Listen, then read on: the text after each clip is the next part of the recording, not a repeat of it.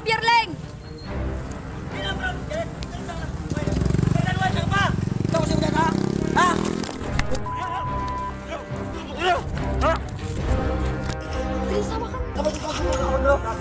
Galing po kaming simbahan, ma'am. Pag-uwi po namin, ma'am, pinailaw po. Wala pong ilaw, ma'am. Wala na po yung mga wire, ma'am. Baklas na po. Tapos, ang simbag po niya sa akin, sa ka, bakit ako ang pinagbintangan mo na ako ang nagpatay ng baboy mo?